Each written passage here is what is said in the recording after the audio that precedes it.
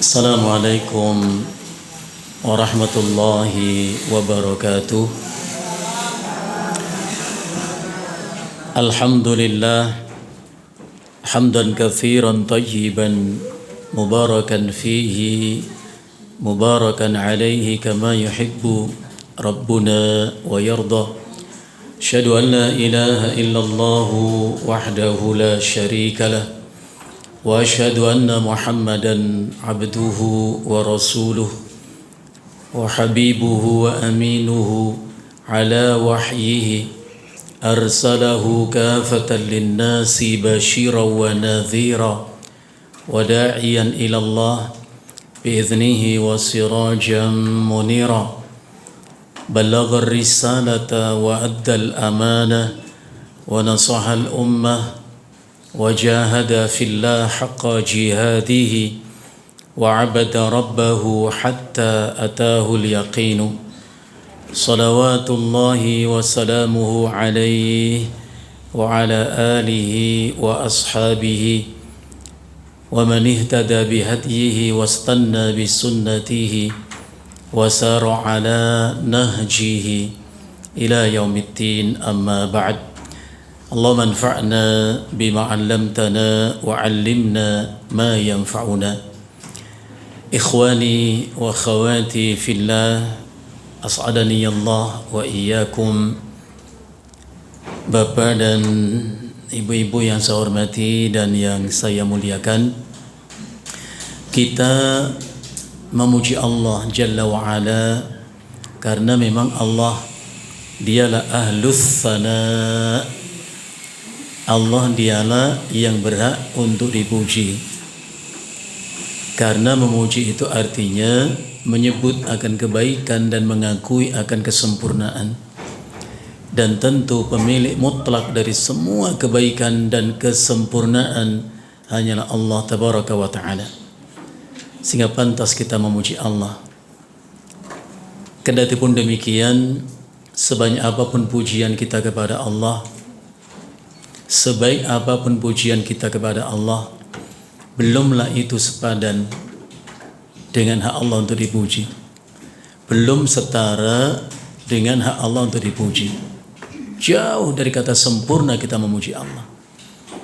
Karena itu Nabi SAW di dalam untayan doanya beliau mengucapkan, Allahumma inni a'udhu biridhaka min sakhatika wa bimu'afatika min uqubatika wa bika minka la nuqsi thana'an alaika anta kama afnaita ala nafsika. Nabi mengatakan, Allahumma inni a'udhu biridhaka min sakhatika. Ya Allah, sungguh aku meminta kepadamu perlindungan dengan ridhamu dari murkamu. Apa artinya? Orang yang telah Allah ridhai tak akan pernah dimurkai oleh Allah. Orang yang telah Allah cintai tak akan pernah dibenci oleh Allah. Itu yang diminta. Wa bi mu'afatika min uqubatika, dan aku meminta perlindungan kepadamu dengan ampunan dan maafmu untukku dari azab dan siksamu.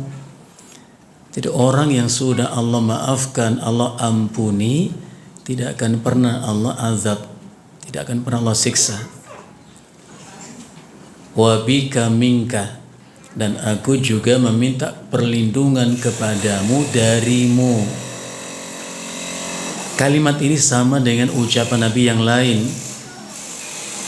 Nabi mengatakan, la malja'a wa la manja minka illa ilaika.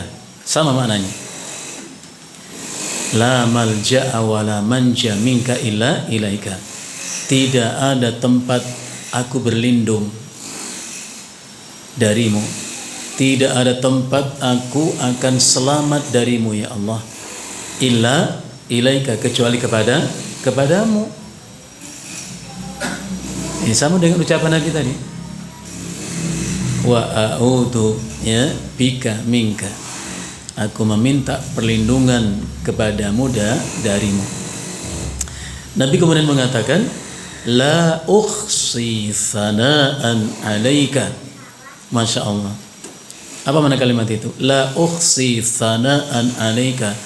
Aku tak mampu ya Allah untuk menghitung entah seberapa banyak kepujian-pujian aku mesti puji Engkau dengannya ya Allah. Masya Allah.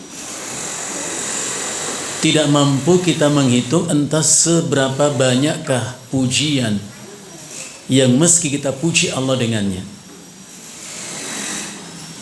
Anta kama afnaita ala nafsik, sebagaimana engkau memuji dirimu. Begitu sempurna Allah.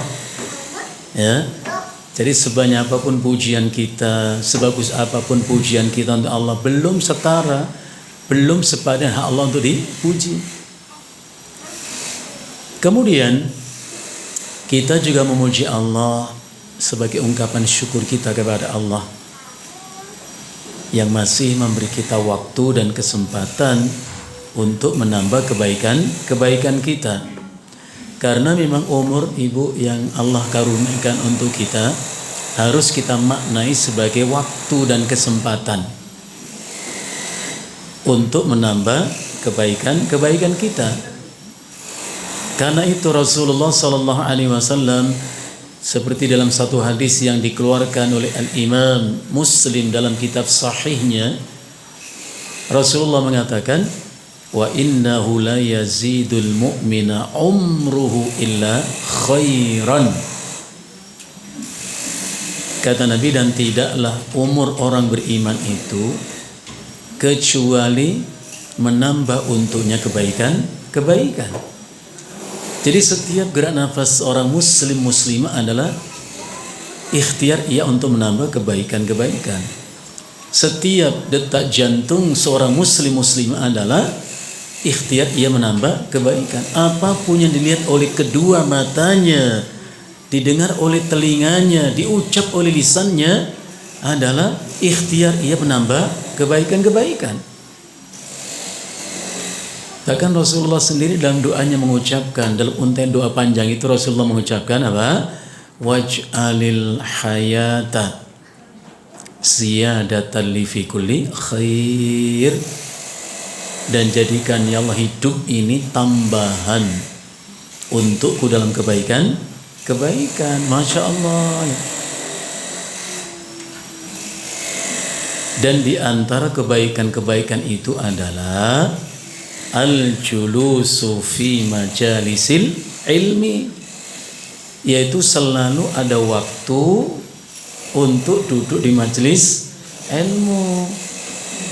Jangan ada kata nggak ada waktu. Masya Allah. Emang apa sih Bu baiknya kalau kita datang ke majelis ilmu seperti ini? Saya tadi datang memang lebih awal, ingin tahu siapa yang duluan, saya atau ibu ya. Masya Allah. Saya tanya jam berapa mulai kajian? Jam 8. Lalu saya datang. Ya, Masya Allah. Barakallahu fikunna ibu ya. Saya pikir saya sendirian, ternyata sudah banyak yang datang. Masya Allah. Ini kebaikan. Apa baiknya? Cukup ucapan Nabi yang sering kita dengar, bahkan kita ucapkan. Ini hadis yang membuat kita semangat untuk datang ke majelis ilmu. Rasulullah mengatakan, man salaka tariqan yaltamisu fihi ilman. Barang siapa yang menempuh suatu perjalanan, mengayun suatu langkah, kemana diayunkan langkah-langkah kakinya itu, kemana ditempuh perjalanan itu, yaltamisu fihi ilman, untuk mencari ilmu. Karena ilmu itu mesti dicari. Innamal ilmu bi ta'allum. Ilmu itu hanya bisa didapat dengan mencarinya. Jadi diayunkan langkah, ditempuh perjalanan iltimasal ilmi, untuk mencari ilmu. Apa berita gembiranya? Rasulullah mengatakan, sahalallahu lahu bihi tariqan ilal jannah. Maka Allah mudahkan untuknya dengan ikhtiar untuk mencari ilmu itu jalannya menuju surga. Jadi ayunan langkah kita itu Ibu dicatat, disimpan oleh Allah. Harapan kita semoga ayunan itu yang nanti mengantarkan kita ke dalam surga. Nas'alullah al-afwa wal-afiyah. Ibu-ibu yang saya hormati dan yang saya muliakan, tema kajian kita pada kesempatan pagi hari ini atau esensi bahasan kita pada hari ini simpel saja. Kita ingin mencari dan menemukan jawaban atas dua pertanyaan. Ini pertanyaan harus kita cari jawabannya dan harus benar. Apa dua pertanyaan itu? Pertanyaan yang pertama adalah man ana? Siapa sesungguhnya saya ini? Jadi semua kita harus bertanya, siapa sih sesungguhnya saya ini? Apa pertanyaan? Urgensi pertanyaan ini. Karena hanya orang yang tahu dan mengenal siapa dirinya yang akan mengenal siapa Rabb-nya. Ya? Maka Umar bin Khattab mengatakan man arafa nafsahu arafa rabbahu. Siapa yang mengenal siapa dirinya, ia akan kenal dengan Rabb-nya. Itu pertanyaan pertama. Mudah-mudahan nanti sebelum selesai ngaji udah kita temukan jawabannya. Pertanyaan kedua Ibu adalah min aina ana wa aina wa ila aina. Dari mana saya ini dan sedang ada di mana dan akan kemana? Saya ulang lagi, pertanyaan kedua yang harus kita temukan jawabannya adalah dari mana saya ini dan sedang ada di mana dan akan kemana.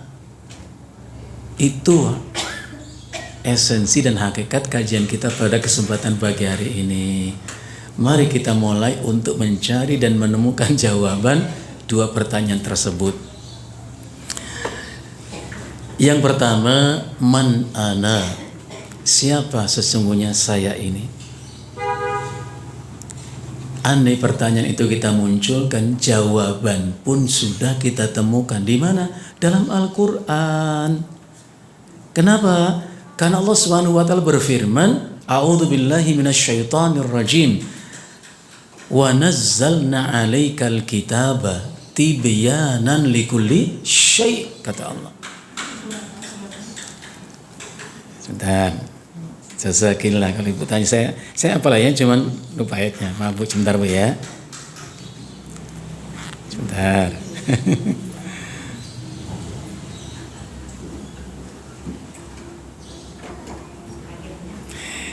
Ibu lihat surat An-Nahl, surat 16 ayat 89.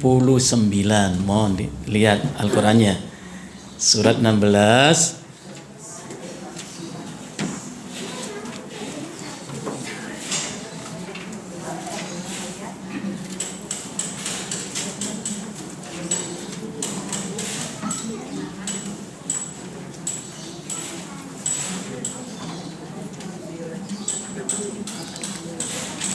ayat 89 surat An-Nahl. Ya, Ibu lihat ujung ayatnya saja, ada kalimat wa nazzalna 'alaikal qur'ana wa nazzalna 'alaikal kitaba tibyanan likulli syai' wa hudaw wa rahmah wa busyra lil muslimin. Ya, ini khobariyah, kalimat berita Allah sampaikan kepada kita. Wa nazzalna, dan kami telah turunkan, alaika, untukmu Muhammad, ya, al-kitaba, yakni Al-Qur'an. Jadi Al-Qur'an Allah sebut dengan beberapa sebutan, Al-Qur'an, Al-Kitab, Al-Dzikra, At-Tanzil. Jadi satu di antara sebutan Allah tentang Al-Qur'an itu Al-Kitab. Banyak Allah sebut kata Al-Kitab. Dzalikal kitabu la raiba fi, maksudnya Al-Qur'an. Wa nazzalna 'alaikal kitaba, dan kami turunkan kepada Alkitab ini Al-Qur'an. Untuk apa? Allah mengatakan tibyanan likulli syai'. Apa artinya? Yang menjelaskan segala sesuatu. Artinya tidak satu masalah pun yang kita hadapi dan kita butuh penjelasan, Al-Quran hadir untuk menjelaskan itu. Sama dengan firman Allah itu, Bu, ya. Syahrul Ramadan alladzi unzila fihil Qur'an. Untuk apa? Hudal linnasi wa bayyinatin. Memberi penjelasan.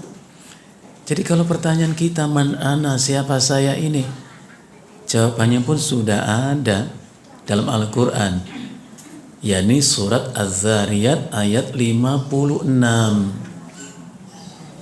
Surat Az-Zariyat ayat 50 itu jawaban. Allah Jalla wa Ala berfirman, wa ma khalaqtul jinna wal insa illa liya'budun. Dan aku tidak mencipta ciptaan yaitu jin, dan tidak pula ciptaan yang namanya manusia. Jadi sebutan jin manusia itu bayanun lil jinsi, menjelaskan tentang jenis ciptaan Allah. Ciptaan Allah itu banyak, Ibu. Ya, ada malaikat, ada al-jin, ya, ada al-ins manusia, ada al-hayawanat, ada an-nabatat, ada al-jamadat. Itu namanya bayanul jinsi, menjelaskan tentang jenisnya, jenis ciptaan Allah. Nah, ayat ini Allah sebutkan dua jenis ciptaan Allah.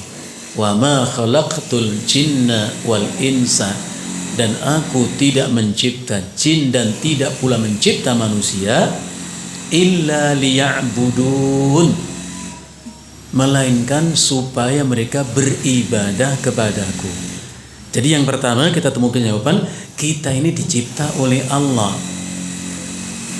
Maka dalam beberapa ayat Allah sebut kita dengan sebutan ya ibadi. Suka Ibu artikan wahai hamba-hambaku. Padahal makna lebih jelas itu adalah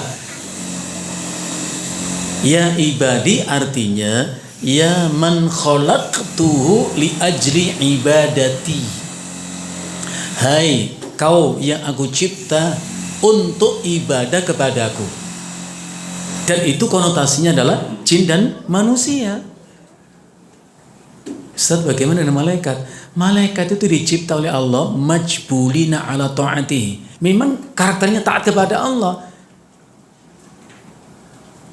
Gak ada yang maksiat karena malaikat gak diuji oleh Allah. Maka sebaik apapun malaikat gak akan dapat pahala, gak akan dibalas oleh Allah karena majbulina ala ta'atihi. Sebagaimana binatang juga dicipta, ya, dengan karakter jeleknya, gak ada baik-baiknya binatang itu. Dan seburuk apapun binatang gak akan mendapatkan dosa dan hukuman. Beda dengan dua makhluk ini, jin dan manusia. Kalau dia baik dapat pahala, dimuliakan. Kalau buruk dapat dosa dan hukuman dari Allah. Jadi konotasi ibadah itu dua, jin dan manusia. Kedua-duanya diuji oleh Allah. Ya.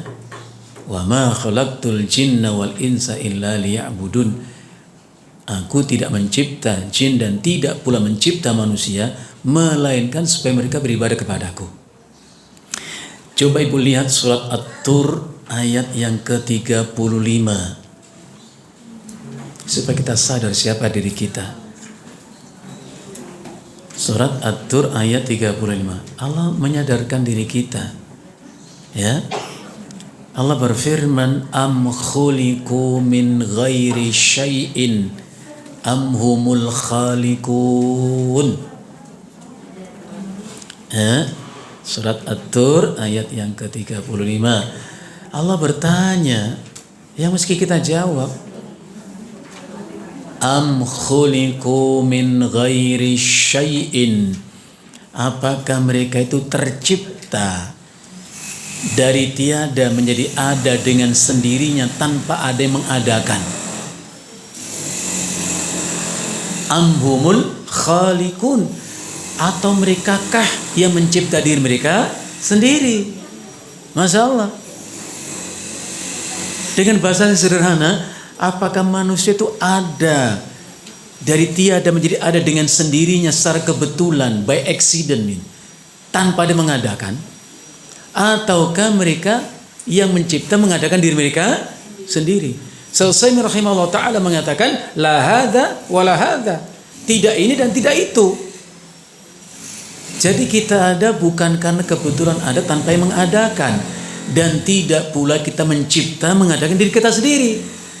Justru adanya kita ada yang mengadakan. Siapa? Allah. Bahkan untuk tujuan yang mulia, ibadah. Jadi kalau kita tuh ibadah sungguh-sungguh, memang begitu semestinya.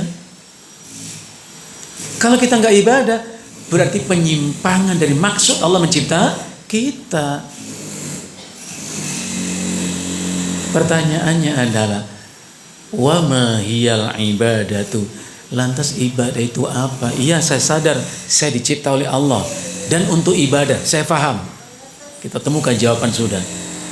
Saya dicipta oleh Allah, bukan tercipta secara kebetulan tanpa pencipta, dan tidak pula dicipta tanpa tujuan, tanpa maksud.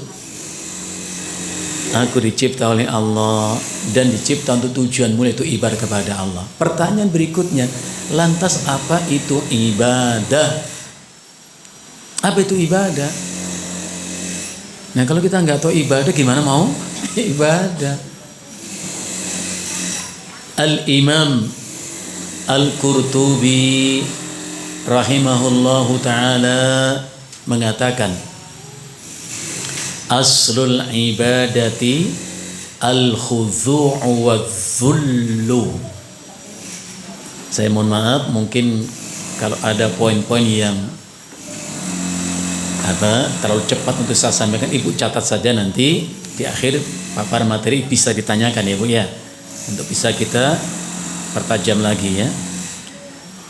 Apa itu ibadah? Beliau mengatakan al-ibadatu, ya, asal ibadah adalah al-khudhu'u wadh-dhullu.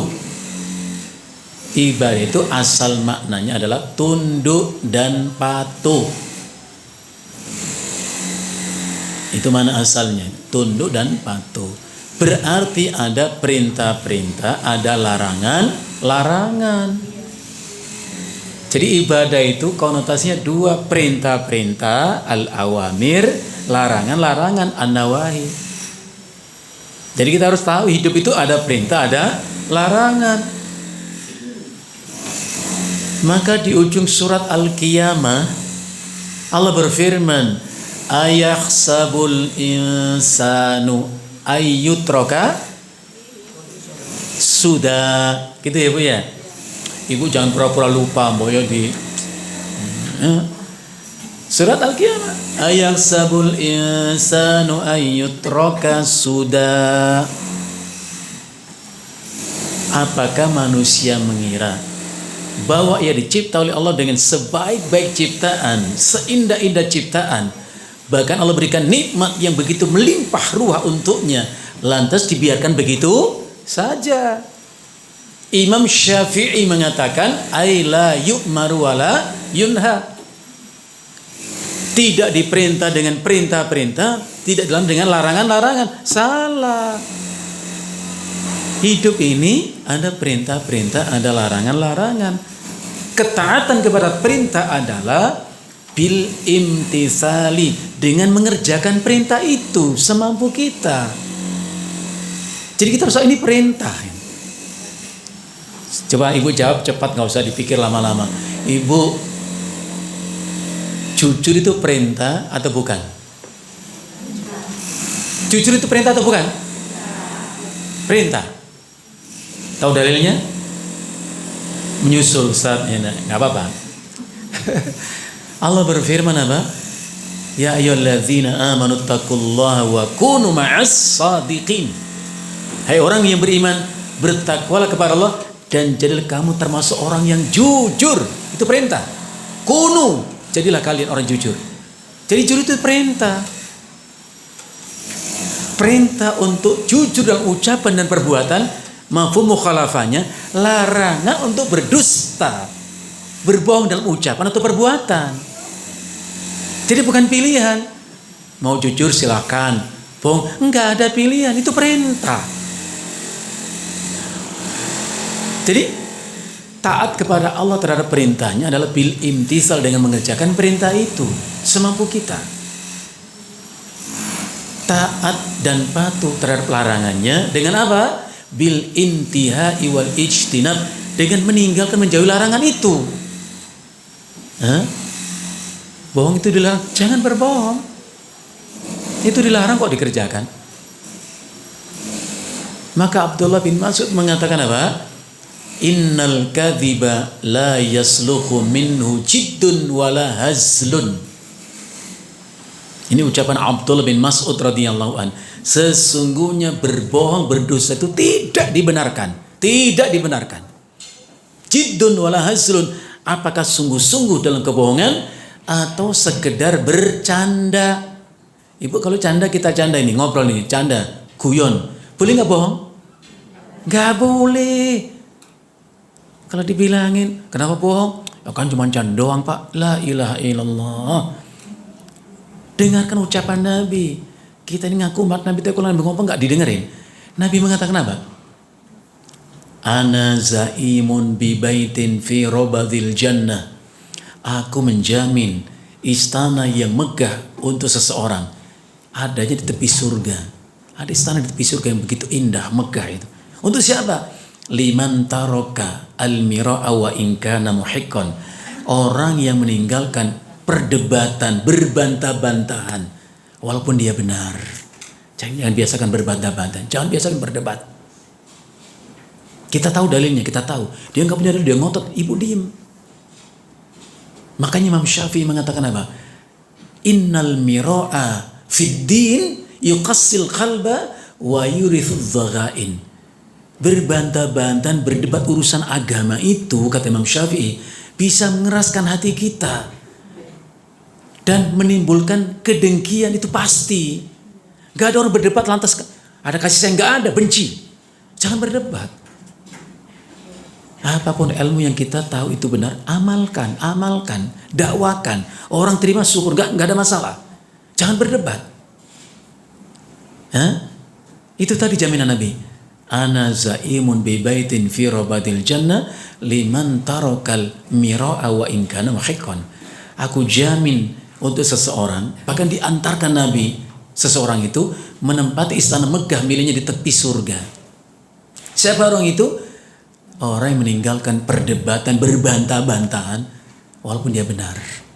Karena kebenaran itu untuk diikuti dan diamalkan, bukan diperdebatkan. Yang kedua kata Nabi, wa bi baitin fi wasatil jannah, dan aku menjamin istana megah di tengah-tengah surga untuk seseorang. Siapa orang itu? Ibu dengarkan baik-baik. Rasulullah mengatakan, liman tarokal kadhiba wa in kana mazihan. Orang yang meninggalkan kebohongan, kedustaan dalam ucapan walaupun bercanda. Kurang apa jelasnya? Kalau mau belajar. Diantarkan orang itu ke tengah-tengah surga, itu ada istana miliknya, megah. Siapa orang itu? Liman tarokal kadhiba wa in kana mazihan. Orang yang meninggalkan kebohongan walaupun bercanda. Saya kan habis ngaji, nggak mungkin kita bohong walaupun janda. Ibu masih mikir bohong, Ibu? Enggak, itu ucapan Nabi. Nggak main-main jaminannya, Ibu ya. Dijamin untuk kita tuh istana tengah surga, Masya Allah. Maka ucapan Abdullah betul sih ucapan Nabi. Innal kadhiba la yasluhu minhu jiddun wala hazlun. Bohong itu nggak boleh. Sungguh-sungguh dalam kebohongan atau sekedar bercanda. Faqra'u in syi'tum, kata Abdullah. Baca kalau kau mau. Apa artinya? Ucapan Abdullah disandarkan kepada ayat itu tadi. Ya ayyuhalladzina amanu taqullaha wa kunu ma'as shadiqin. Hai orang-orang yang beriman, bertakwalah kepada Allah dan jadilah kalian orang yang jujur. Dalam ucapan, dalam sikap perilaku kita harus jujur. Apa itu jujur? Maka saya suka mengatakan belajar itu artinya memunculkan pertanyaan, mencari jawaban. Belajar itu munculkan keingintahuan, cari penjelasan. Kalau belajar ngaji seperti nggak mau tanya, nggak perlu tahu, ya selesai sudah. Nunggu jam saja kita bubar ngaji ya Bu ya. Munculkan pertanyaan. Bohong itu tidak boleh. Canda atau sungguh-sungguh. Karena Allah mengatakan, kunu ma'as, jadi kamu orang jujur. Loh, jujur itu apa? Coba Ibu jawab Kak. Apa itu jujur Ibu? Hah? Iya. Cakep pokoknya lah gitu ya Bu ya. Kira-kira. Ilmu itu bukan kira-kira, itu qat'i pasti dong. Ya. Fadilatul Syekh Muhammad bin Shalih Al-Utsaimin rahimahullah ta'ala mengatakan, as-sidqu, jujur itu ialah muwafaqatul khabari bil waqi'. Nah, itu definisinya. Ibu catat, Ibu ingat baik-baik. Urusan Ibu nanti tambahkan penjelasan, it's okay, nggak ada masalah. Paling tidak ini jujur. Apa itu jujur? Muwafaqatul khabari bil waqi'. Adanya kesesuaian antara yang diberitahukan dengan kenyataan. Itu namanya jujur. Saya ulang lagi.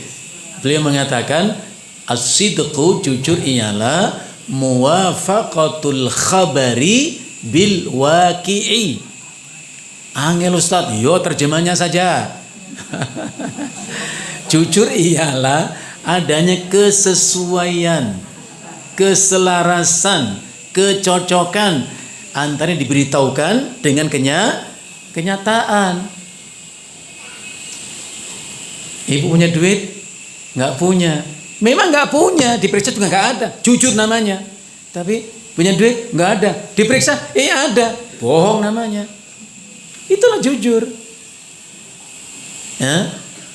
Antara yang disampaikan kenyataan. Maka orang kita bijak mengatakan jangan ada dusta di antara kita. Sakit hati kalau dibohongi. Ibu suka nggak dibohongi Ibu?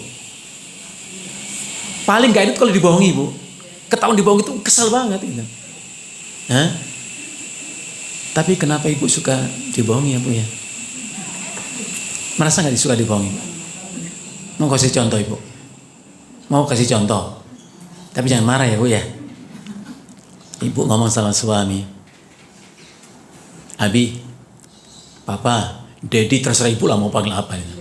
Pak E, terserah lah ya.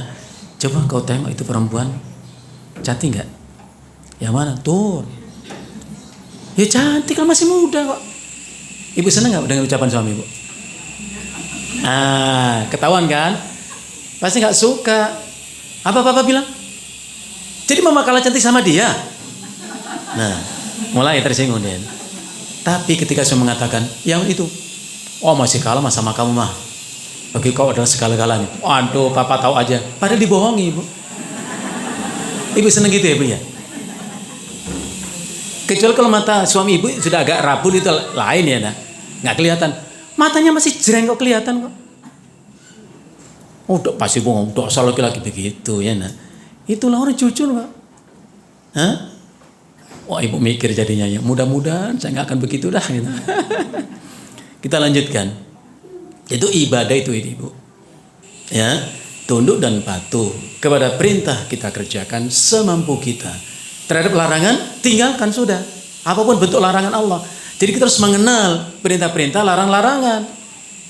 Banyak itu dalam Islam itu. Pokoknya bicara agama Islam adalah kontennya itu hanya dua. Al-awamir, perintah-perintah, larangan-larangan. Puasa Ramadan, ini perintah. Ya. Jadi nggak ada tawar menawar itu. Berjudi, mabuk, mencuri, haram, dilarang. Udah jangan kepikiran. Ya. Syekhul Islam Ahmad ibn Abdul Halim Ibn Taimiyah rahimahullah ta'ala lebih lanjut menjelaskan al-ibadatu, ibadah ialah ismun jami' li kulli ma yuhibbuhu Allahu wa yardah minal aqwali wal a'mali adh-dhahira wal batinah. Ibadah itu adalah ungkapan yang menggambarkan tentang segala apapun yang Allah cintai, Allah ridhoi yang berupa ucapan, perbuatan, yang lahir, yang batin, itulah ibadah. Ulang lagi Ustadz. Iya, saya ulangi, tenang aja Ibu.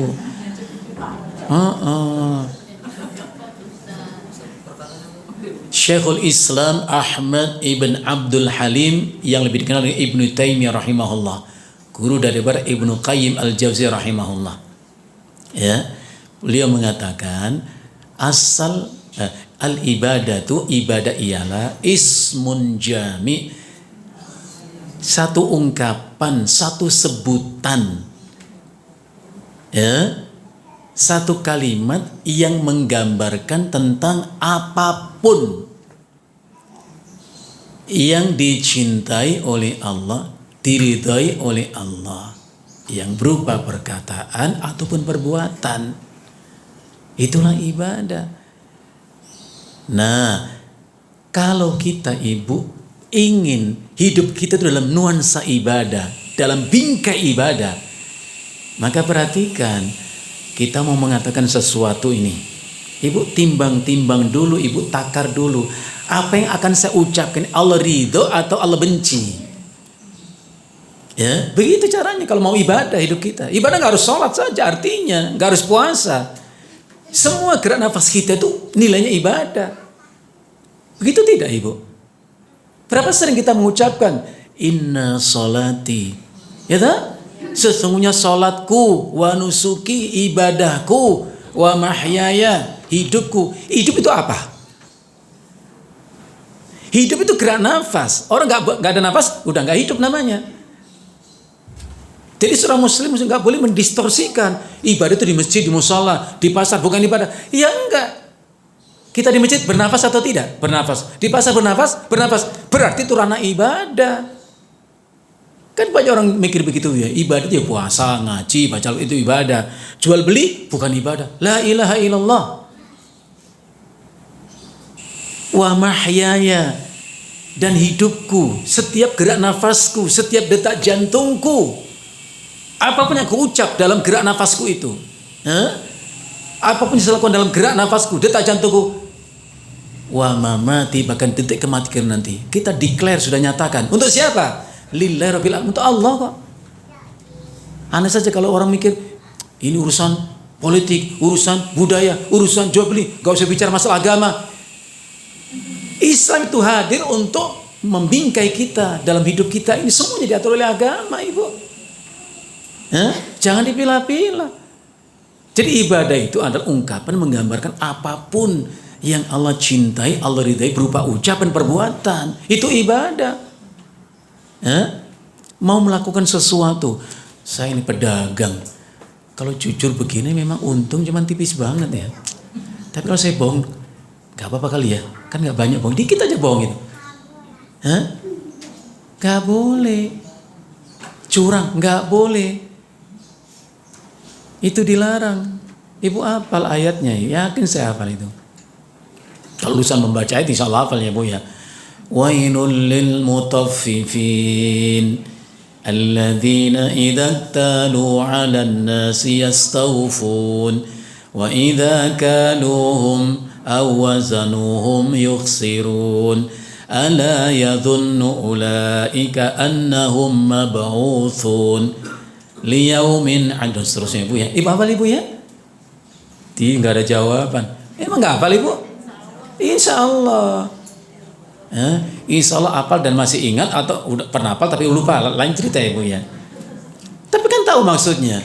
Wailul lil mutaffifin. Orang diartikan celaka. Wailul itu celaka. Masya Allah. Ibu yang saya hormati, saya muliakan, Al-Imam Az-Zahabi rahimahullah, dalam kitab Al-Kabair beliau mengatakan wailun itu artinya, maksudnya adalah wadin fi qa'ri jahannam. Jadi wail itu nama tempat di dasar neraka jahannam. Bukan celaka saja artinya. Jadi wail itu Ibu ingat, asal baca wailul lil mutaffifin, wailul lil musallin dan seterusnya. Wail itu nama tempat yang adanya di dasar neraka jahannam. Ba'idun qa'ru, amat dalam itu jahanam itu. Dalam sekali jahanam itu, Ibu. Ba'idun qa'ru, dalam itu jahanam itu. Khabithun ta'muhu, busuk dan buruk makan di tempat itu. Lau suyyiratil jibalu fiha ladzabat min syiddati harriha. Andai gunung itu ditempatkan di tempat namanya Wail, ladzabat, akan melebur, akan mencair itu gunung. Saking panas tempat namanya Wail.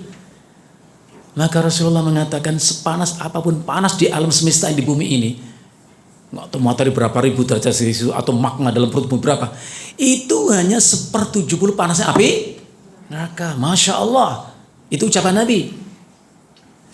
Sepanas apapun panas di alam semesta ini, di bumi ini, ya, panas matahari sekian ribu, 6.000 derajat Celcius umpamanya, atau berapa, kan nggak ada yang pernah ngitung ya Bu ya. Oh, di bumi aja kepanasan terik aja luar biasa panasnya itu. Itu hanya 1/70 panas api jahanam. Maka Rasulullah pernah memberi ilustrasi, gambaran, andai berkumpul di masjidku ini 100.000 manusia. Oh, banyak banget 100.000. Kumpul di masjid ini kadang 100.000 manusia. Thumma tanaffasa rajulun min ahlinar. Kemudian ada seseorang di neraka itu menghembuskan nafas. Loh, uap yang keluar dari mulut orang itu, kata Nabi, cukup membakar kita semua di sini, 100.000 orang itu. Masya Allah. Itulah Wail. Sebab kita ada rasa takut gitu loh. Kita tuh aneh ya Bu, ditakut-takuti nggak takut, diiming-iming kagak kepingin gitu loh manusia itu. Hah? Beku hati ini rasanya Ibu. Dulu sampai kalau diceritain neraka itu mereka menangis, mereka ketakutan. Hah? Diceritain surga begitu harap kuat untuk mendapatkannya. Kalau kita enggak, biasa saja. Ya Allah gitu. Jadi Allah mengatakan wailun, wail, satu tempat di jahanam itu. Untuk siapa? Lil mutaffifin, untuk orang yang curang, enggak jujur. Bentuk ketidakjujuran itu contoh saja, yaitu orang-orang apabila minta timbangan atau takaran dari orang lain, berarti dia membeli, dia belanja. Yastaufun, minta dilebihkan. Wa idza kaluhum aw wazanuhum yuksirun. Tapi kalau dia menimbang, menakar untuk orang lain, dia menjual, dikurangi timbangan. Ini contoh kasusnya, bukan hanya masalah timbang menimbang, takar menakar, bukan. Semua amal ada unsur kecurangan. Seorang karyawan pegawai masuk kantor jam 7, udah di kantor, udah fingerprint, udah tanda tangan di situ kehadiran. Datang 7:30 dia, terlambat setengah jam. Pulangnya jam 4 baru boleh pulang. Jam 3 udah pulang. Curang atau tidak? Ini termasuk kecurangan. Contohnya saja itu tadi, timbang menimbang, takar menakar, itu contoh kasusnya. Kepada orang curang seperti Allah mengatakan apa? Ala yadhunnu ulaika annahum mab'utsun. Masya Allah. Apakah orang curang seperti itu nggak tahu, nggak yakin mereka nanti dibangkitkan oleh Allah di mahsyar nanti? Jadi jangan mencari keuntungan yang nggak seberapa adanya, besar akibatnya. Justru jujur itu yang mujur, bukan jujur ancur. Enggak. Nyari untung itu memang lazim bagi seorang pedagang, tapi jangan berdusta. Ya. Maka ulama kita menasihati kita, Ibu, menasihati kita. Alaika bisidqi. Jujurlah kamu. Jadi jangan kepikiran untuk berbohong kepada siapapun. Haitsu taro annaka annahu yadhuruka fa innahu yanfauka. Walaupun kejujuranmu saat itu nampak seolah merugikanmu atau mencelakakanmu, tapi sesungguhnya menguntungkan dan menyelamatkanmu. Wajtanibil kadhiba, jangan berdusta, jangan berbohong. Haitsu taro annahu yanfa'uka fa innahu yadhuruka. Walaupun kebohonganmu saat itu seolah menguntungkan, menyelamatkan, tapi sesungguhnya merugikan dan mencelakakan. Apa pesannya? Jangan takuti orang jujur, Ibu. Kamu sih jujur-jujur begini. Ya Allah, jadi orang jujur kok menyesal, Ibu. Jangan takut jadi orang jujur. Walaupun sepintas itu merugikan, ya, tapi sesungguhnya menguntungkan. Sepintas itu mencelakakan, tapi menyelamatkan. Kalau orang itu dibohong itu sakit, ya Allah, dibohongin mentah-mentah. Ada istilah mentah-mentah. Boy dimasak dulu ben mateng itu bohongnya. Ya. Kesel banget, Ibu. Istri baru tahu dibohongi suami, nggak bisa membayangkan apa itu panasnya itu istri. Atau sebaliknya, suami dibohongi sama istri ketahuan. Kayak apa sih kecewanya hati ini? Maka jangan ada dusta, Ibu, janganlah. Katakan apa adanya, apa adanya.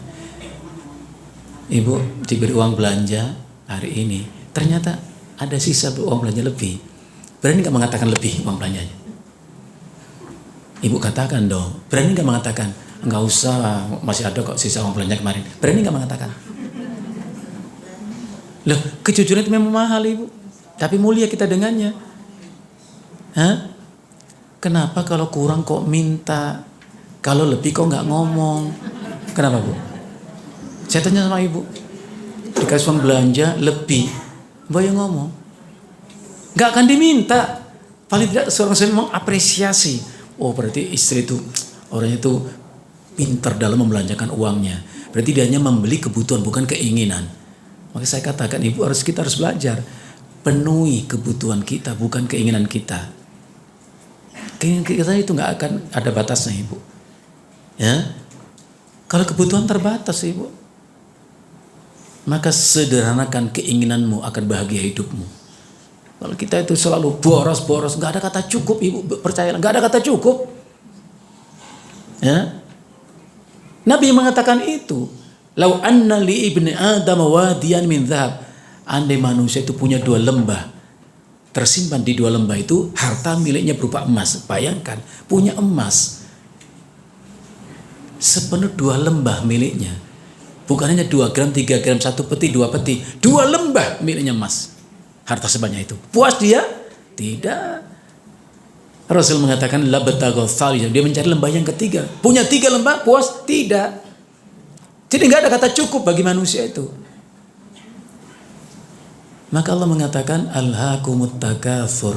Sungguh berlomba untuk saling memperbanyak harta, bangga dengan harta, membuat lupa kepada Allah.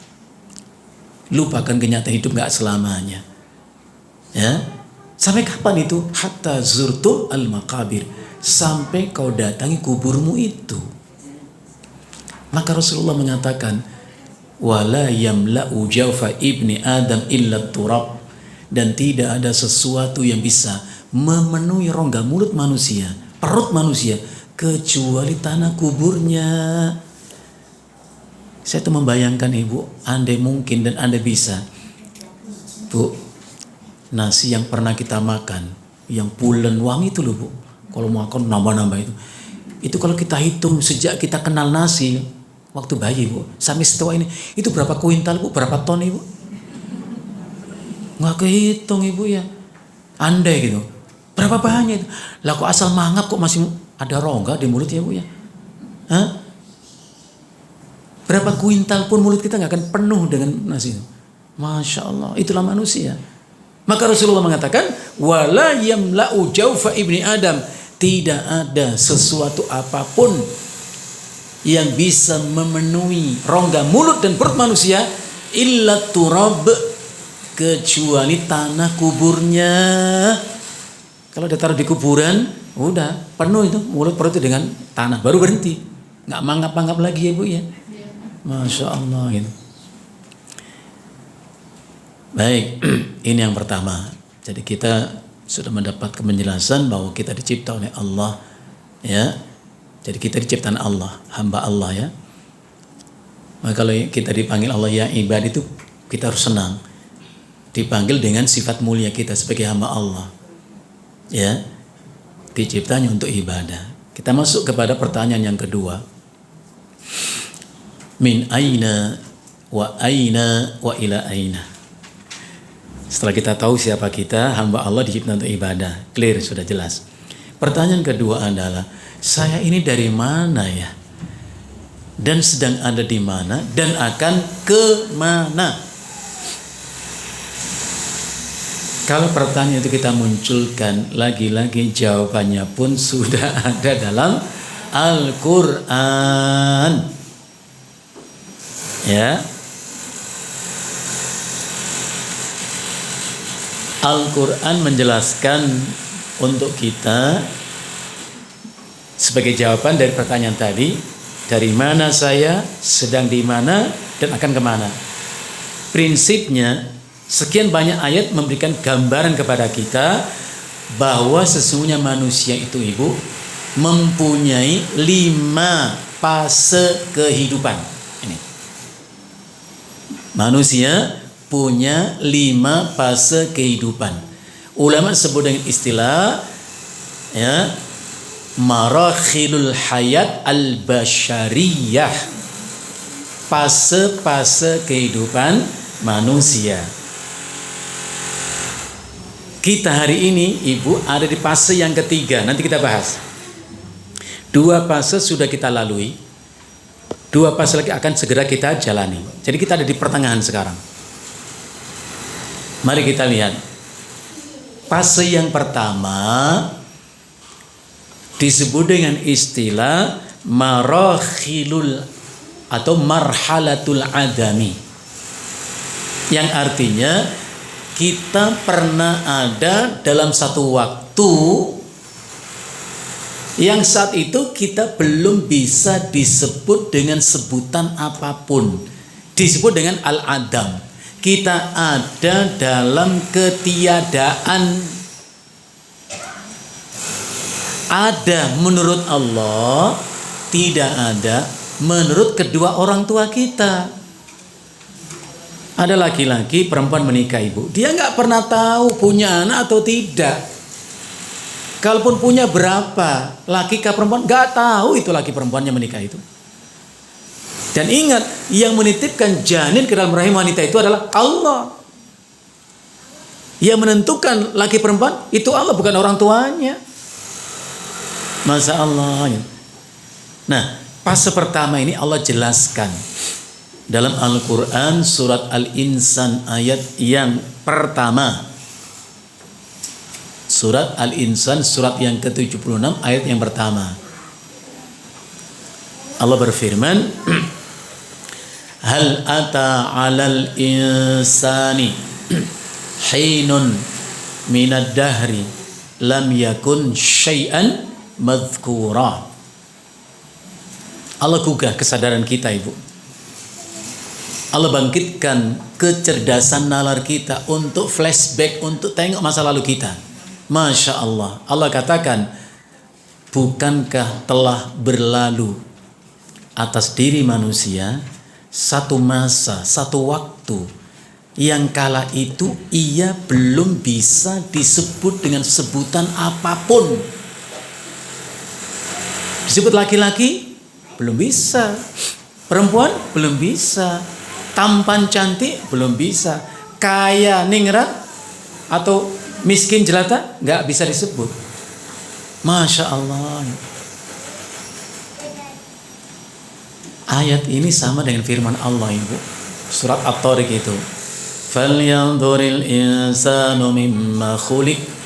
Hendaklah manusia melihat, memperhatikan, mengingat dari apa ia dicipta. Pertanyaannya, emang kenapa sih harus tengok masa lalu? Toh sekarang saya manusia sempurna, fisik saya, yang perempuan cantik, rupa menawan, ngapain tengok masa lalu? Supaya kita sadar sesuatu yang hina itu nggak akan mulia dengan seni tanpa dimuliakan. Kalau sudah dimuliakan, jangan kembali menghinakan diri. Itu maksudnya. Kembali ke surat Al-Insan pertama tadi, Asy-Syaikh Abdurrahman bin Nasir As-Sa'di rahimahullah dalam kitab tafsirnya yaitu Taisir Al-Karim Ar-Rahman fi tafsir kalamil Mannan. Ini nama tafsir yang ditulis oleh Syekh As-Sa'di rahimahullah. Beliau menjelaskan bahwa ayat ini menjelaskan kepada kita awwala halatil insan, awal mula keadaan manusia. Ya, awalnya manusia itu seperti itu. Dia ada dalam ketiadaan, ada tapi nggak bisa disebut dengan sebutan apapun. Ada menurut Allah, ya. Menurut kita nggak ada. Ya. Ini fase yang pertama, istilahnya marhalatul adam. Dari fase pertama ini, Ibu, dipindah kita oleh Allah ke fase yang kedua, namanya marhalatur rahimi. Ya. Fase kehidupan alam rahim. Ibu, semua kita kan dicipta Allah di alam rahim, ya Bu, ya. Seperti firman Allah, ya, dalam Al-Quran surat Ali Imran, ya, ayat berapa? 6, ya Bu, ya. Allah Subhanahu wa taala berfirman, ya, walladzi yusawwirukum fil arhami kaifa yasha. Dialah Allah yusawwirukum yang mencipta kalian, ya, kaifa yasha. Surat Ali Imran ayat ke-6. Lagi-lagi ini berita, Allah beritahukan kepada kita, huwallazi yusawwirukum, dialah Allah yusawwirukum. Taswir itu artinya membentuk, Ibu, membentuk ciptaan kita ini. Di mana? Fil arhami, di dalam rahim. Dan rahim itu bagian dari perut seorang wanita, ada namanya ar-rahim, rahim. Kaifa yasha, bagaimana Allah kehendaki, bukan bagaimana ibu bapak kita menghendaki. Ya. Apakah laki-laki, apakah perempuan, apakah sempurna atau tidak sempurna ciptaannya, macam-macam. Itu Allah menghendaki. Seperti hadis yang dikeluarkan oleh Al-Imam Al-Bukhari dalam kitab sahihnya dari Abdullah bin Mas'ud radhiyallahu an, Rasulullah bersabda, inna ahadakum yujma'u khalquhu fi batni ummihi arba'ina yawman. Sesungguhnya dihimpun oleh Allah proses penciptaan kalian, jasad kalian, fi butuni ummatihim, di dalam perut ibunya 40 hari 40 malam itu masih berupa nutfah, cairan saja, yang oleh Allah disebut dengan nutfatin amsyaj. Surat Al-Insan tadi ayat pertama, ya, inna khalaqnal insana min nutfatin amsyaj. Ibnu Katsir mengatakan nutfatun amsyaj itu air yang tercampur. Kalau bahasa biologi itu ada sperma, ada ovum, tercampur. Itu 40 hari masih berupa cairan. Tsumma yakunu 'alaqatan misla dzalik. Kemudian cair itu menjadi segumpal darah dalam kurun waktu yang sama, 40 hari. Kedua masih berupa darah. Tsumma yakunu mudghatan misla dzalik. 40 hari yang ketiga, darah itu berubah menjadi sekerat daging, mudghah, daging. Ya. Seperti Allah jelaskan juga itu dalam surat Al-Mu'minun, ya Bu, ya. Ayat 12 itu. Ya.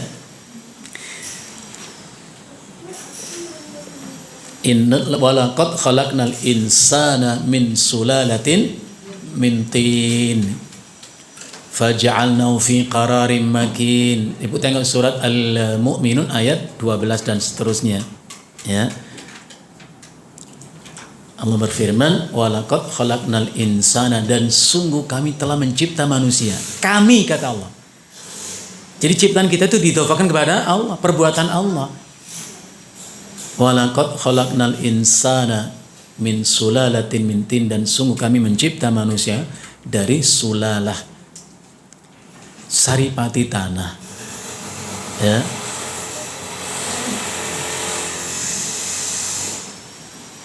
ditempatkan oleh tempat yang kokoh. Faja'alnahu fi qararin makin, tempat yang kokoh. Tsumma khalaqna nutfata, ya, jadikan Allah nutfah.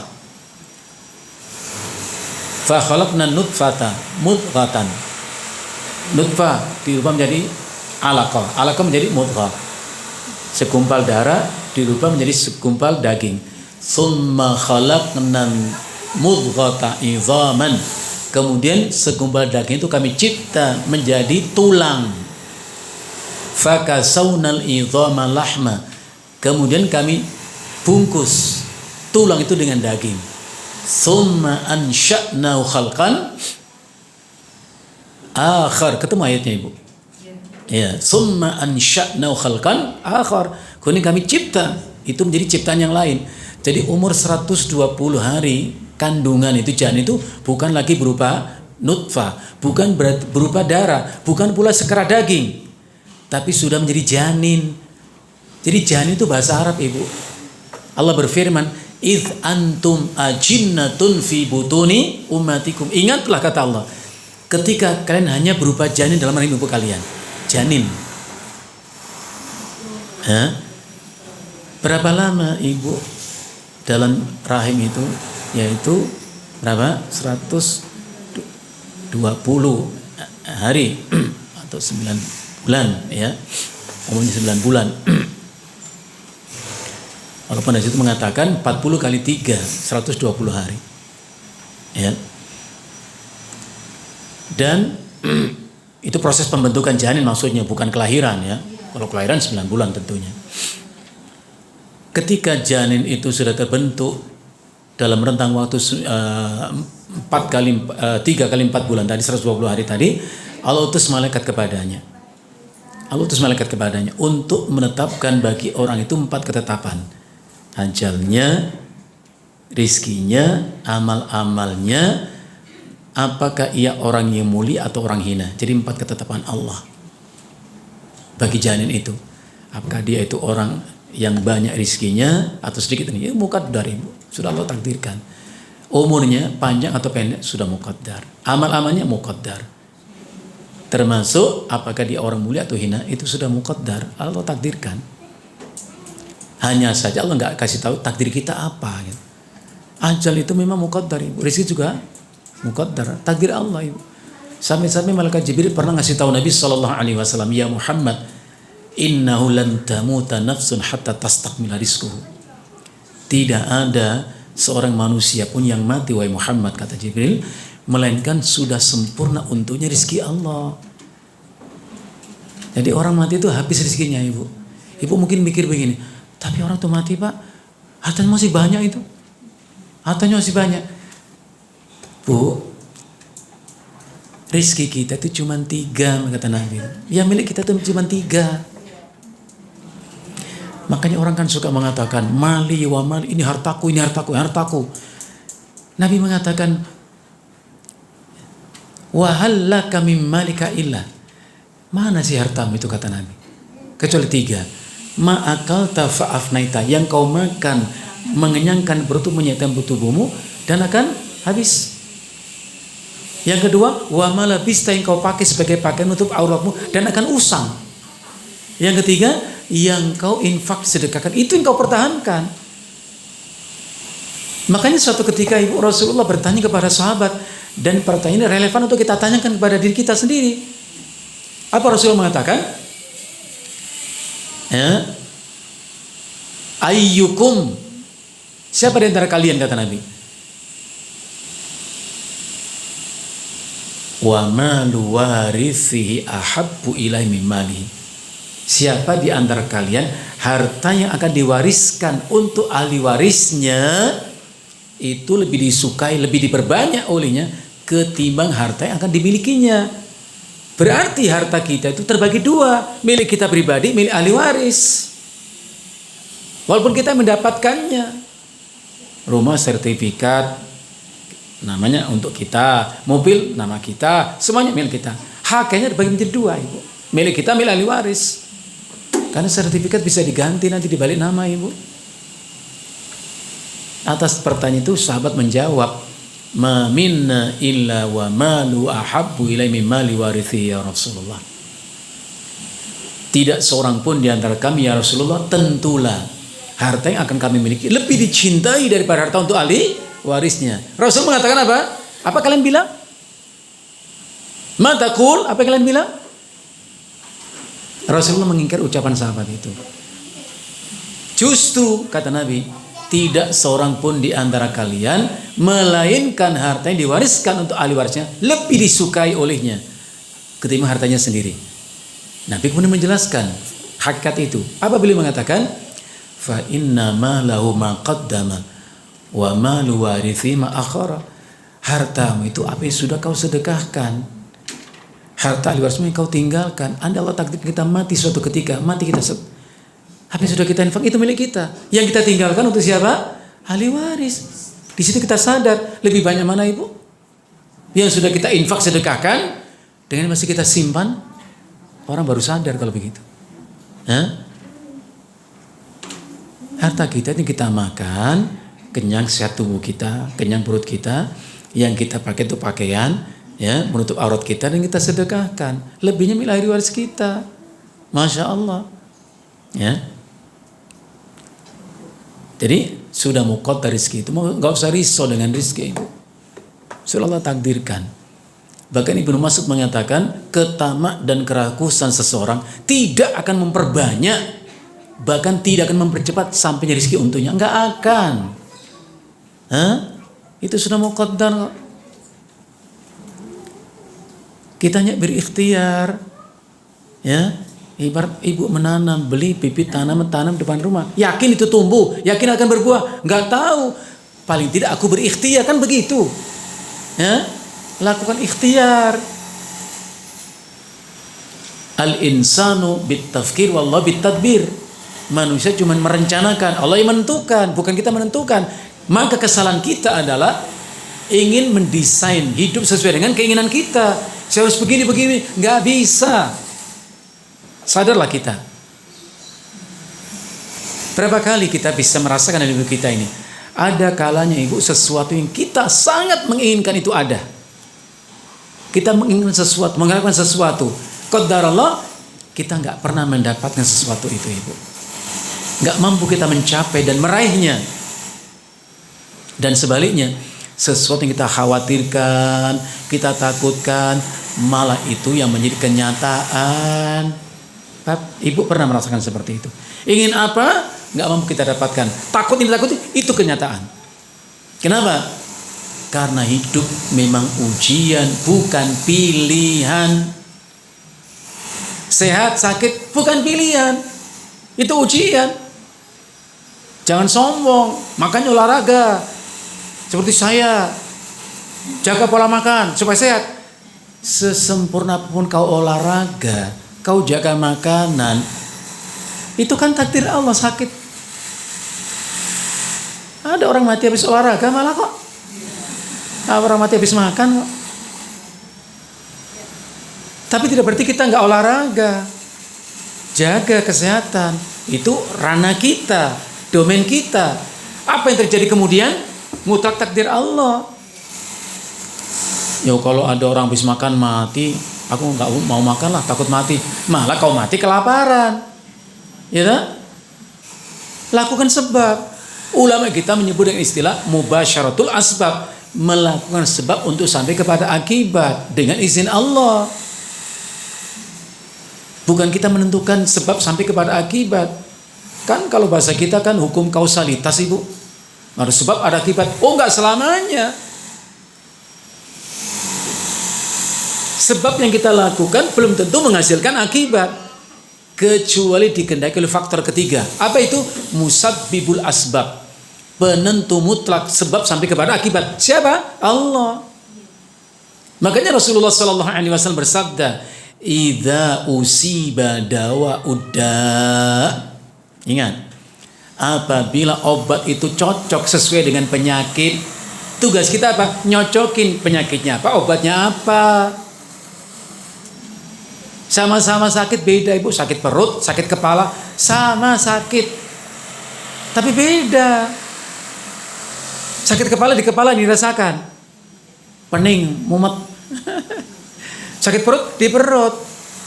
Nah, jangan salah kasih obat ya Bu ya. Sakit perut kasih obat sakit kepala enggak sembuh. Sakit kepala kasih obat enggak sembuh. Ya, sama-sama obat. Apalagi kalau obat merah ya Bu ya. Sakit perut minum obat merah, kan obat. Ya beda loh treatmentnya. Kalau penyakit itu ketemu dengan obatnya, baro'a biidznillah, maka akan sembuh penyakit itu dengan izin Allah. Bukan mutlak sembuh. Coba Ibu tanya kalau ke dokter. Ibu sakitnya ini obatnya Bu. Dok, sembuh nih. Pasti nggak tahu dia. Ya, nggak tahu. Tapi ikhtiar benar. Jangan Ibu dikasih resep, saya nggak percaya sama dokter. Ngapain ke dokter kalau begitu ya enggak? Dia itu kan menganalisa penyakit, diagnosa penyakit sesuai dengan kapasitas keilmuan dokter itu. Insya Allah sembuh. Nggak percaya. Ya? Kita lanjutkan. Sampai akhirnya 9 bulan dalam kandungan sang ibu itu, ya, Allah lahirkan.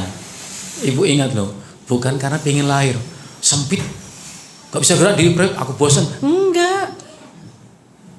Ya,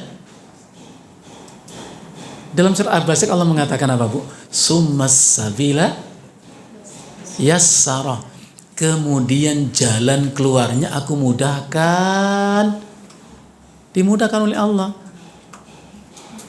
Jadi bukan karena maunya janin itu mau keluar, enggak, Allah. Coba Ibu lihat ayatnya, Ibu lihat. Ya.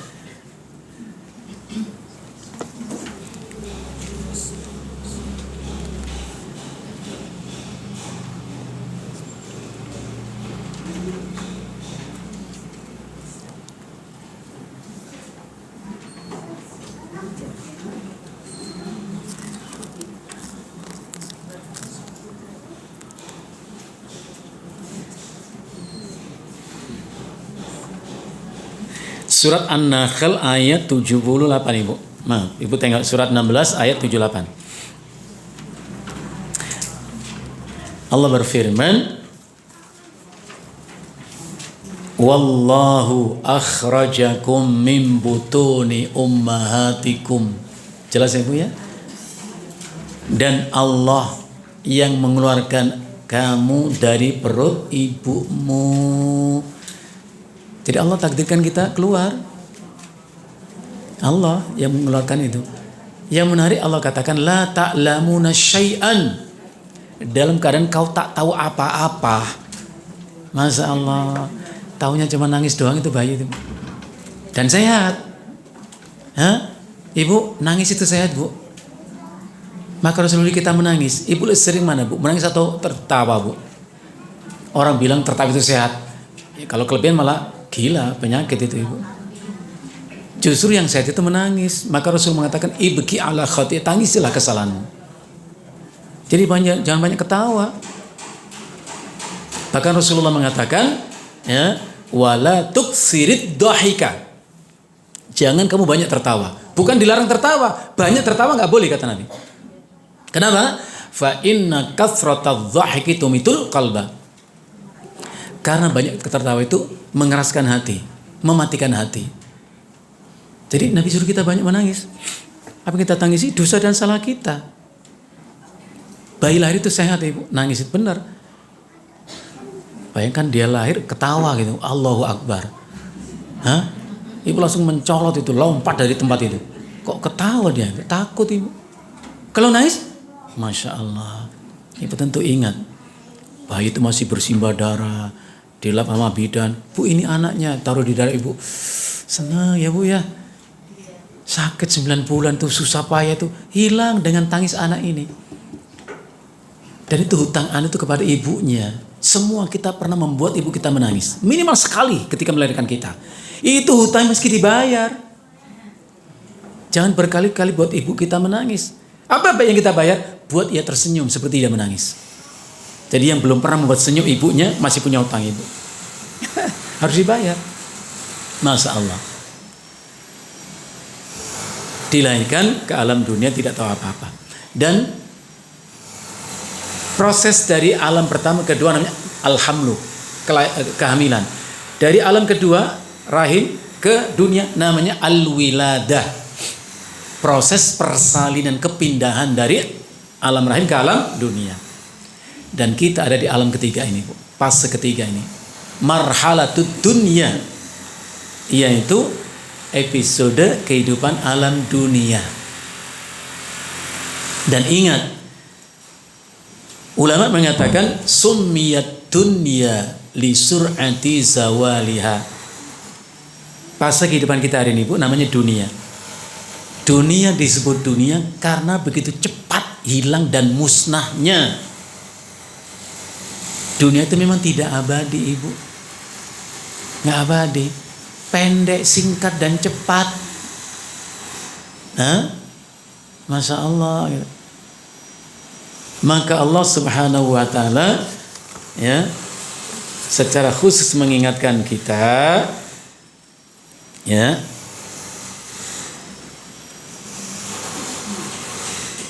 coba Ibu lihat surat Fatir.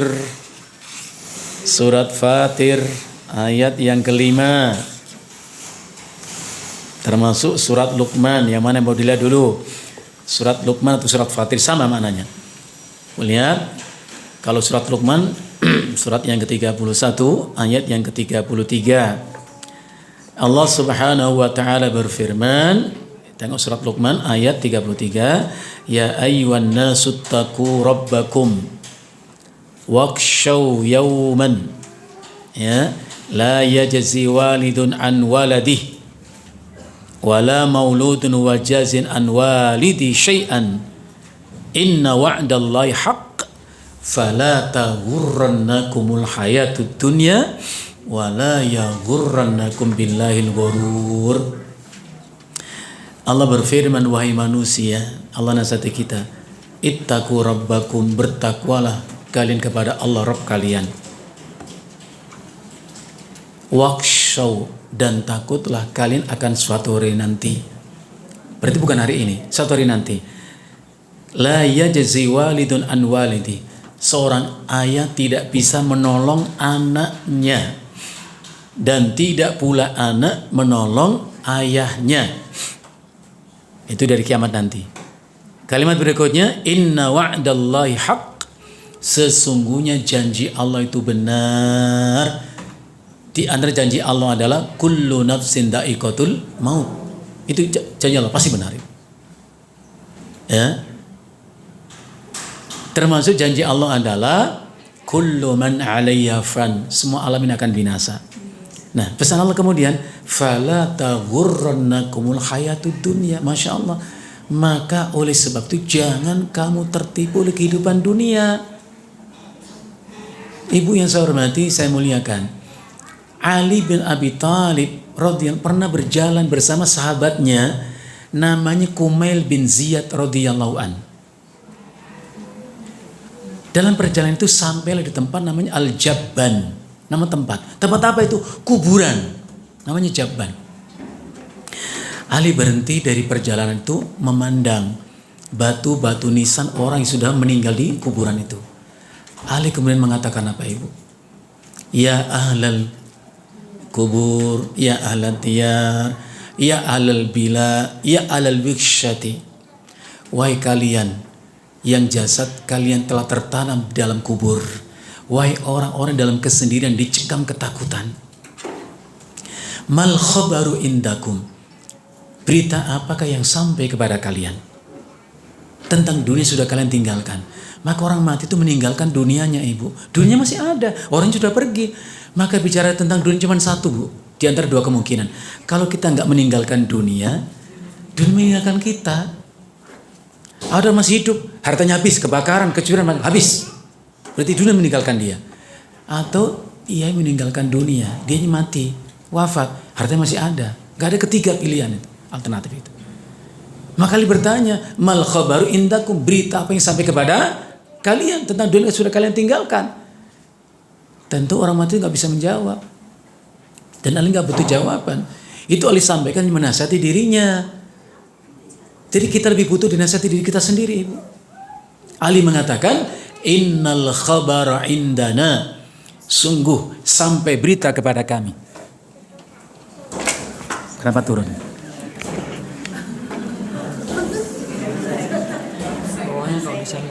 Saking enaknya duduk. Oh.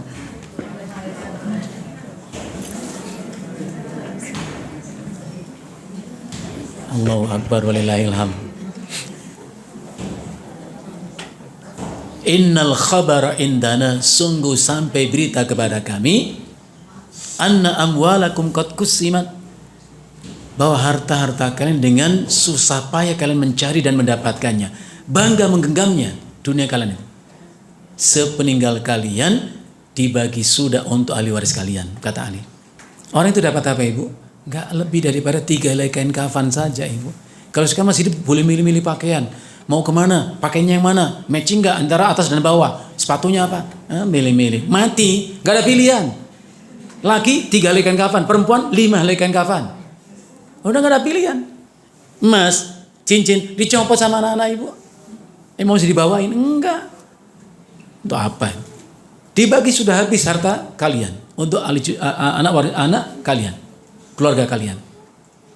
Yang kedua kata Ali, wa anna buyutakum qad sukkinat, sampai berita kepadaku rumah megah yang kalian tempati dahulu ditempati orang lain, dipindahkan jasad kalian ke liang lahat kalian, hanya beralaskan berselimut kain kafan saja. Itu nasib kita manusia.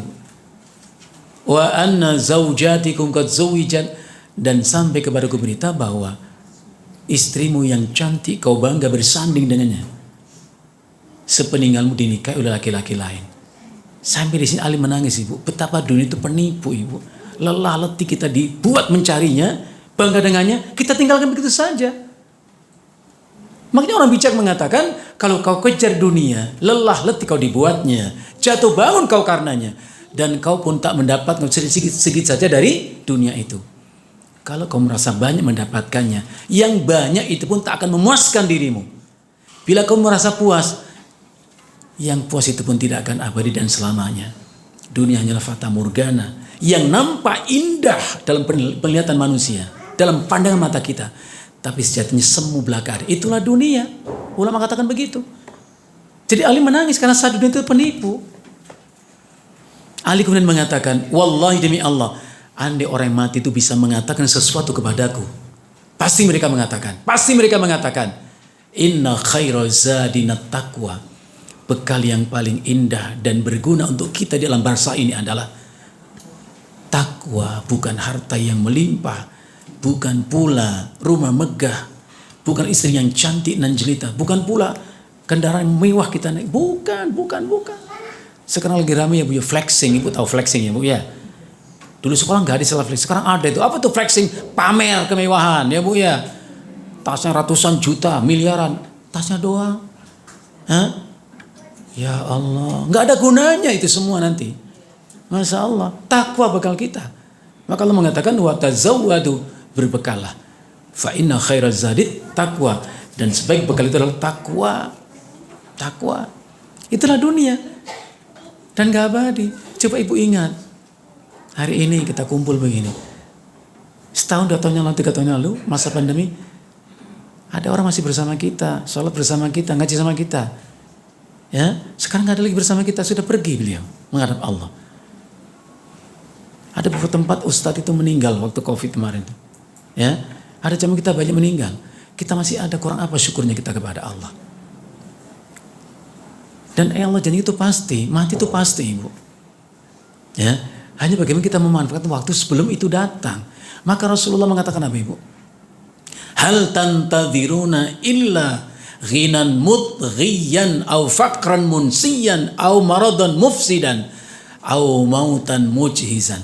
Masya Allah. Kata Nabi, kalau kamu kaya, nggak berbuat baik, nggak beramal soleh, apa yang kau tunggu? Kecuali kemiskinan yang kau akan lupa dan dilupakan oleh manusia.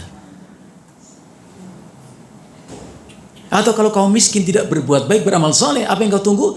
Kekayaan yang membuatmu lupa diri. Kalau kau sehat, kata Nabi, tidak beramal soleh, berbuat baik, apa yang kau tunggu? Kecuali penyakit yang membatasi gerak langkahmu. Kalau kau hidup tidak berbuat baik, apa yang kau tunggu? kematian yang menyeretmu ke liang lahatmu. Masya Allah. Itu pasti datang ibu, cepat atau lambat. Ya, hanya waktu saja. Maka manfaat untuk ibadah kepada Allah. Dunia nggak selamanya. Dari dunia dipindah ke alam yang keempat, yaitu marhalatul barzah. Episode kehidupan alam barzah. Pindahnya dari dunia ke barzah namanya al-maut, kematian. Bu, kalau ditanya, mati itu sakit nggak ya? Gitu. Sakit nggak bu? Mana aku tahu? Ya harus tahu, walaupun belum pengalaman, tapi tahu itu harus. Nabi Musa ketika wafat, sempurna menghadap Allah. Allah tanya kepada Nabi Musa, ya Musa, kaifa wajadtal mauta? Wahai Musa, seperti apa kamu merasakan kematian itu? Nabi Musa menjawab, ya Rabb, wajadtu nafsi kal usfuril hayyi hina yulqa fil miklati la yanju fayatiru wa la yamutu wa yastarikh. Itu ucapan Nabi Musa. Seperti yang disebut oleh Imam Qurtubi dalam kitab Tazkirahnya itu. Ya Allah, aku merasakan bahwa aku ini hanyalah seekor anak burung yang hidup dilemparkan langsung ke dalam genangan air yang mendidih. Tidak bisa terbang lolos dari kematian dan tidak langsung mati, hilang rasa sakit itu. Masalah siapa dia? Nabi Musa. Sahabat Nabi namanya Sa'ad bin Abi Waqqas radhiyallahu an. Punya angan-angan, punya keinginan ibu, andai bertemu dengan seorang yang saleh, ahli ibadah, ada di ambang kematian orang itu dan masih sadar. Untuk apa? Untuk menceritakan kepadanya gimana sih mati itu. Qadarullah nggak ketemu ibu. Sampai akhirnya ya Amr bin As sendiri yang meregang nyawa. Anaknya namanya Abdullah bertanya, ayah, dulu ayah ingin ketemu orang yang saleh, ahli ibadah, ada di ambang kematiannya dan masih sadar. Wahai anta darrajul, kaulah orang itu wahai ayah. Sifli al-maut, coba ayah katakan kepadaku seperti apa yang rasakan sekarang. Orang yang mau mati seperti apa? Amr bin As menceritakan, ai bunayya wa anakku ka'anni fi jambi tahtin. Ayah sekarang merasa seolah ada himpitan berat di tubuh ayah ini. Apa artinya? Orang yang mati nggak bisa bergerak, nggak akan bisa berlari dari kematian itu. Wa ka'anni atanafasu min sami ibratin. Aku merasa seolah aku bernafas dari lubang jarum. Sesaknya dada ini kalau mau mati, sesak nafas ibu. Wa ka'anna ghusna syaukatin tujdabu min hamati ila qadami. Dan ayah merasa, wahai anakku, seolah ada ranting berduri tajam ditarik ujung kakiku ke atas kepalaku. Masya Allah, itulah kematian. Maka dalam doa kita selalu mengucapkan, Allahumma hawwin alaina fi sakaratil maut. Ringankan ya Allah. Tapi seringan apa akan dimudahkan Allah kita menghadapi kematian? Orang yang mulia dari kita saja begitu merasakan. Rasulullah sendiri ibu, diceritakan Aisyah, ketika Rasulullah diambang kematiannya minta didatangkan bejian berisi air. Nabi celupkan tangan kanan di atas air itu. Langsung diletakkan di wajah Rasulullah. Seraya mengucapkan, La ilaha illallah, inna lil mauti lasakaratun. Sungguh dalam kematian ada sakarat, detik-detik terpisahnya ruh dari jasad. Itu sakitnya luar biasa. Masya Allah. Lebih sakit kata Nabi ketimbang tubuh disayat dengan 70 kaisatan pedang yang tajam. Sakit sekali. Maka siapkan menghadapi itu. Dan itu pasti. Dari alam yang keempat ini, alam barzah, dipindah nanti oleh Allah ke alam yang terakhir, fase kehidupan terakhir, namanya marhalatul akhirah. Fase kehidupan alam akhirat. Kepindahan dari alam barzah ke akhirat namanya al-ba'tsu. Kebangkitan. Semua nanti mati, ibu. Semua mati, malaikat, jin, manusia, binatang, mati semua. Dan nanti dibangkitkan oleh Allah, namanya yaumul ba'tsi. Jadi dengan demikian, dari apa yang kita uraikan ini, walaupun masih banyak kita bahas harusnya, sudah memberi kita jawaban dari mana saya, sedang di mana, dan akan kemana. Andai kita paham, ngerti, kita dari ada ya menjadi ada, dengan kehendak Allah dan kuasa Allah untuk ibadah. Sekarang kesempatan ini untuk ibadah dan gak selamanya. Maka Allah berfirman, wa'bud rabbaka hatta ya'tiyakal yakin. Beribadah kepada Allah sampai kapan? Sampai datang kepada sesuatu yang meyakinkan. Apa itu? Kematian. Jadi perlu ditanya, sampai kapan sholat ibadah? Ya sampai aku gak bisa ibadah. Dan akan kita hadapi namanya alam barzakh. Kemudian terakhir alam akhirat. Di akhirat itulah kata Allah, liyajziyallahu kulla nafsin ma kasabat. Kenapa Allah datangkan akhirat setelah memusnahkan dunia ini? Supaya Allah memberikan balasan setiap orang atas amal perbuatannya. Karena kita nanti hanya mendapatkan buah akibat perbuatan kita. In khairan fa khairun, kalau baik amal kita hari ini, baik nanti di akhirat yang kita dapatkan balasannya. Wa in syarran fasan, tapi kalau buruk amal kita hari ini, ya memang keburukan kita dapatkan. Maka ulama kita mengatakan ad-dunya mazra'atul akhirah. Dunia ini hanyalah ladang untuk kita menyemaikan ya benih tanaman kita ketemu nanti di akhirat. Pas jam 9.30. Cukup ya Bu ya, yang saya sampaikan, yang kita bahas ya, menemukan jawaban tentang dua pertanyaan tadi. Siapa saya dari mana, saya dari mana, dan akan kemana. Dan kesimpulannya adalah satu kata saya katakan, sadarlah. Itu kesimpulannya. Kalau hidup kita Ibu tidak cukup membuat kita sadar siapa kita, percayalah, hanya kematian kita yang nanti menyadarkan kita sehingga kita tahu siapa sesungguhnya kita. Tapi terlambat. Jadi kesimpulan bahasan kita apa? Setelah kita tahu kita ini adalah siapa, dari mana, sedang di mana, akan kemana, kesimpulannya adalah sadarlah. Saya takut nggak sadar ya Bu, yang mati nggak sadar. Naudzubillah min dzalik. Ini yang kita antarkan. Kalaupun tidak sadar masih ada waktu, boleh nanti mau disampaikan pertanyaan atau bagaimana, silakan.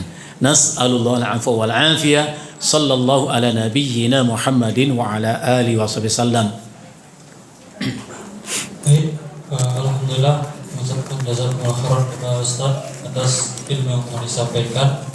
Kemudian bagi ibu-ibu, apabila ada hal-hal yang ingin ditanyakan kepada Ustaz, maka kami persilahkan.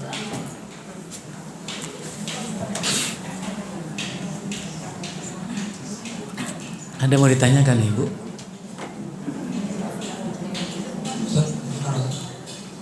Adum? Silakan. Assalamualaikum Ustaz. Pertanyaan Ustaz, mungkin sedikit agak luar tadi. Dalam ini Ustaz menuntut ilmu Ustaz, tipsnya itu agar lebih istiqomah. Terutama kan saya pribadi itu menjelang umur mungkin 20 plus itu rasanya semangat menuntutnya itu kayak ada penurunan Ustaz. Nah, barakallahu fikum. Apa sih ilmu? Maka ngaji itu tanya, ilmu apa? Apa sih ilmu? Harta itu apa? Ini apa? Harus tahu. Fadilatul Syekh Shalih Fauzan mengatakan, al-ilmu, ilmu ialah idrakus syai'i ala ma huwa alaihi fil waqi'. Ilmu itu artinya mengetahui sesuatu yang adanya sesuai dengan kenyataan. Namanya ilmu. Artinya kalau kita merasa tahu sesuatu tapi salah, sama dengan tidak tahu. Ya, jadi ilmu itu mengetahui yang adanya sesuai dengan kenyataannya. Ya, itu ilmu. Merasa tahu sesuatu tapi keliru dan salah, maka sama dengan tidak tahu. Contoh kasusnya, Jabir bercerita, ada sekumpulan sahabat Nabi dalam perjalanan safarnya. Tiba-tiba satu orang di antara mereka tertimpa batu di kepalanya, terlukalah kepala itu, berdarah. Di waktu istirahatnya dia mimpi yang wajib, ia mandi janabah. Dia sadar, saya harus mandi janabah, saya mimpi. Tapi ada luka di kepala. Dia bertanya kepada sahabat yang lain, hal tajiduna li russatan fit tayammum? Apakah kalian melihat aku ada rukhsah untuk tayamum? mengganti mandi janabah karena ada luka di kepalaku. Yang ditanya itu mengatakan apa? La ma najidu laka rukhsatan wa anta taqdiru 'alal ma. Kami melihat gak ada rukhsah bagimu karena kamu masih bisa mandi. Kenapa tayamum? Hanya mandi itu laki-laki. Tsumma mata, langsung mati. Menunjukkan apa? Parahnya luka orang itu. Sampai berita kepada Nabi, Nabi marah. Nabi mengatakan qatalahumullah. Orang yang mengatakan bahwa laki-laki itu tidak ada rukhsah untuk tayamum, sungguh telah membunuhnya. Semoga Allah bunuh mereka. Nah, Nabi kemudian mengatakan apa? Ala sa'alu idlam ya'lamu. Ala sa'alu idlam ya'lamu. Mengapa mereka tidak mau bertanya tentang sesuatu yang mereka tidak tahu? Ibu kalau ditanya, yang jawab tadi merasa tahu atau tidak? Aku boleh nggak tayamum? Kamu nggak boleh tayamum, kamu bisa mandi. Merasa tahu atau tidak orang itu? Merasa tahu dan salah, fatal akibatnya. Menurut Nabi orang itu sama tidak tahu. Apa artinya? Ilmu kita mesti diaudit, Ibu. Diuji kebenaran dan keakuratannya. Apa ukurannya? Al-Quran dan Sunnah. Al-Quran dan Sunnah ukurannya. Nabi kemudian mengatakan, kenapa orang itu nggak disuruh tayamum? Coba bayangkan. Mereka bilang nggak ada tayamum. Nabi mengatakan suruh tayamum. Apa artinya? Jangan sampai ucapan kita itu paradok bertentangan ucapan Nabi. Ilmu itu yang datang bersama bukan dari perasaan kita. Ini yang kedua. Jadi ilmu itu harus begitu kita tahu. Ya. Dan yang kita tahu itu kita amalkan, bukan kita perdebatkan. Lebih dari itu, coba tengok, antum lihat surat Al-Isra ayat 36. Jelas Allah mengatakan, wala taqfu ma laisa laka bihi ilmun. Jangan engkau mengikuti apapun tanpa ilmu. Syekh Abdurrahman bin Nasir As-Sa'di mengatakan, wala tattabi, kamu jangan mengikuti apapun. Ma laisa laka, yang kamu tidak punya ilmu tentangnya. Bal tasabbat fi kulli ma taqulu wa taf'alu. Tapi kau wajib memastikan, tasabut itu memastikan benar setiap ucapan dan perbuatanmu. Kenapa? Karena kau tidak boleh menyangka ucapan itu akan hilang begitu saja. Kamu jangan mengira perbuatanmu hilang begitu saja. Apapun ucapan dan perbuatanmu, imma laka wa imma alaika, bisa menguntungkanmu atau mencelakakanmu, merugikanmu. Masya Allah. Jangan ikut-ikutan. Maka siapapun mengajarkan ilmu harus jelas, qat'i, pasti. Bukan possibility, bukan kemungkinan.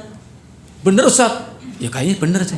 Ya Allah, ngajar kok ragu dengan ilmunya? Jadi ilmu itu penting. Sedikit amal dengan ilmu bermanfaat. Banyak amal kan nggak ada gunanya. Coba antum lihat nanti, ibu-ibu lihat. Surat surat Al-Mulk ayat yang kedua. Menarik. Alladzi khalaqal mauta wal hayata liyabluwakum ayyukum ahsanu amala. Kenapa Allah mengatakan ahsanu amala? Kok tidak mengatakan ayyukum aktsaru amala? Itu renungan buat kita. Ayat yang kedua. Supaya Allah menguji kamu siapa yang baik amal-amalnya, bukan siapa yang banyak. Artinya apa? Orientasi kita dalam amal itu bukan masalah banyaknya, bukan kuantitasnya, tapi kualitasnya. Nah sekarang tahu dari mana amal kita baik? Lagi-lagi Al-Quran Sunnah sebagai neraca dan ukuran. Ya, Al-Quran Sunnah itu ukuran kita. Yang sesuai Al-Quran Sunnah itu baik berarti amal kita. Yang tidak berarti buruk, salah, dhalal, sesat. Jadi kesimpulannya ilmu itu penting. Ya.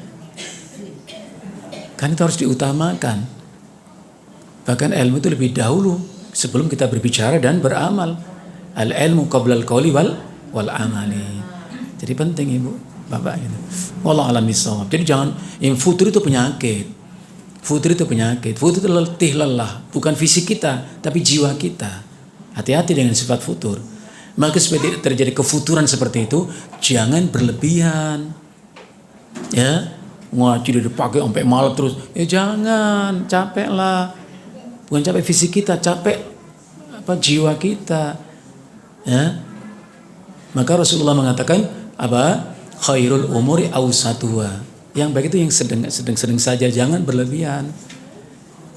makannya 3 kali sehari, ngajinya sebulan sekali. Coba dibalik, ngaji 3 kali, makan sebulan sekali, ya kan?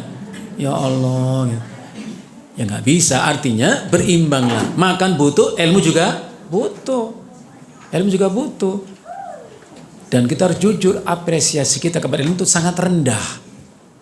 Ibu, kalau disuruh milih gitu, ngaji jam 8, di waktu yang sama di tempat lain ada pembagian sembako jam 8. Ibu pilih yang mana, Bu?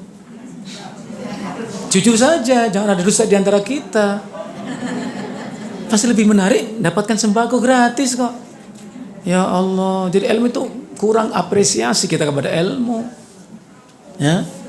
Kalau dulu ulama ilmu yang diutamakan. Ibu bayangkan, saya sebutkan satu contoh.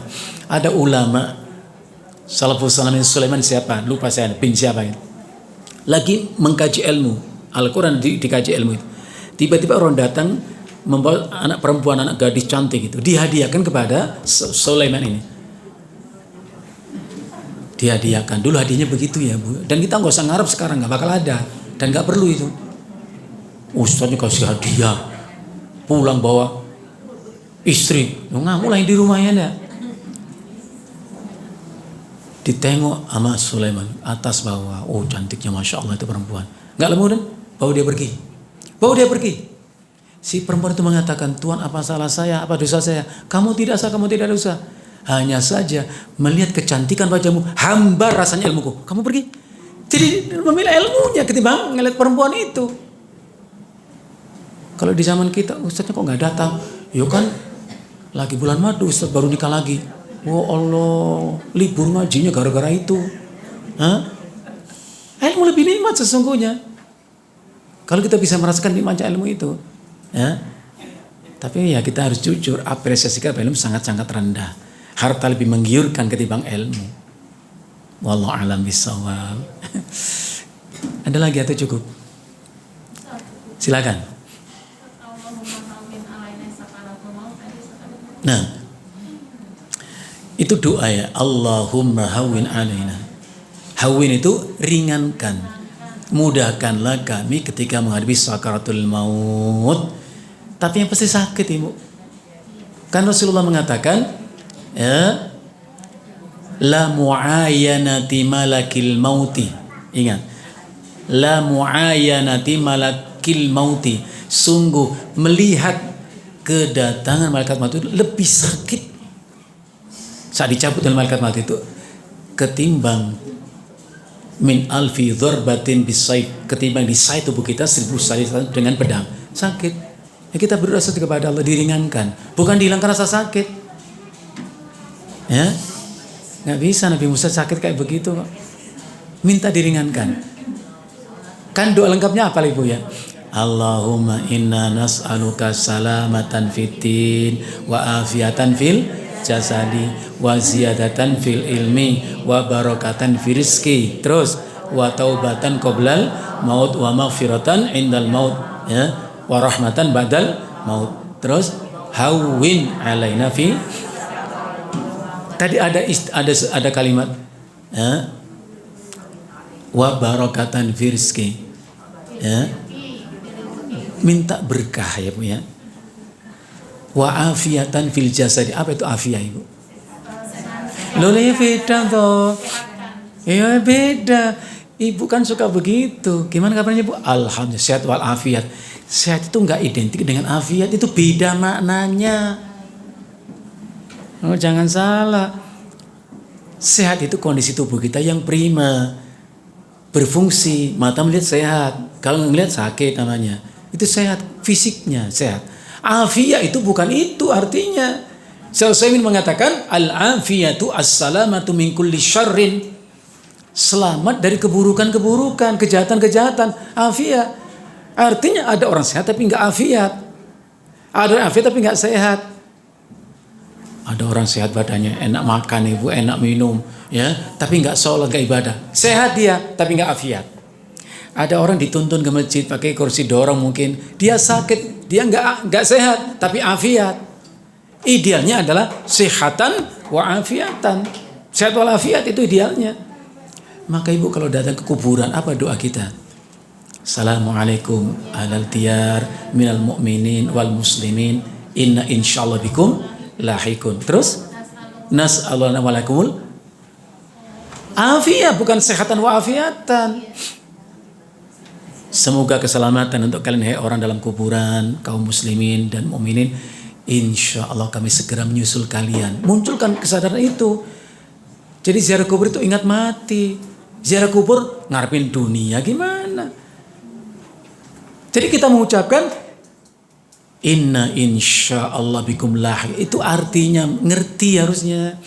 Insya Allah kami akan menyusul kalian. Syukurnya mereka nggak bilang amin. Loh, kalau bilang amin akan cepat lagi itu. Hah? Tapi itu harus diucapkan supaya kita sadar. Inna insya Allah bikum lahikun, artinya insya Allah kami segera menyusul kalian. Untungnya mereka nggak bilang amin. Kalau amin Allahu Akbar. Tapi jangan nggak diucapkan, ucapkan supaya kita sadar. Hari ini kita ziarahi saudara kita, orang tua kita. Esok lusa kita diziarahi anak-anak kita. Itu pasti. Siapa yang ragu? Nas'alullah lana walakum al-afiyah. Kami minta, memohon kepada Allah untuk kami dan untuk kalian al-afiyah, ay as-salama min kulli syarrin. Selamat dari keburukan, kalian enggak disiksa oleh Allah. Kami enggak berbuat dosa, kalian disiksa nanti di akhirat. Jangan nas'alullah lana walakum sihatan wa afiyah. Orang mati enggak sehat, Ibu, hancur tubuhnya. Tapi kita doakan afiyah. Ya. Apa artinya? Selamat dari keburukan-keburukan. Yang masih hidup mudah-mudahan sihatan wa afiatan. Dan itu gak identik, Ibu. Gak selamanya begitu. Ada orang sehat tapi gak afiat. Ada orang afiat tapi gak sehat. Ya, datang ke masjid dituntun, gak bisa sholat berdiri, ambil duduk dia. Itu gak sehat, tapi afiat. Ada orang kedua matanya gak bisa melihat, dituntun ke masjid. Oh, afiat beliau itu, tapi gak sehat. Idealnya sehatan wa afiat, sehat wal afiat. Wallahu a'lam bishawab. Wa iyaki. Ada lagi, Ibu? Cukup ah? Baik, kalau sudah cukup, mudah-mudahan apa yang kita bahas ini cukup memotivasi kita, Ibu, untuk memanfaatkan setiap detik waktu hidup kita selagi ada waktu untuk apa? Beramal soleh, amal yang Allah ridhai. Terutama hari ini kita sudah di hari yang ke-9 Ramadan, kita manfaatkan waktu kita sehingga kita nanti betul-betul menjadi orang yang Allah sebutkan dengan istilah ulaika humul muflihun. Ulaikumul faizun, orang yang beruntung. Jangan menjadi orang yang rugi. Na'udzubillah min dzalik. Jangan sampai kita mendapatkan predikat ulaikumul khasirun. Jangan. Untung dan rugi tergantung kita bagaimana menyikapi hidup kita ini. Mudah-mudahan bermanfaat. Nas'alullah al-'afwa wal 'afiyah. Sallallahu ala nabiyyina Muhammadin wa ala alihi wasallam. Subhanakallahumma bihamdika asyhadu an la ilaha illa anta astaghfiruka wa atubu ilaik. Assalamualaikum warahmatullahi wabarakatuh. Waalaikumsalam.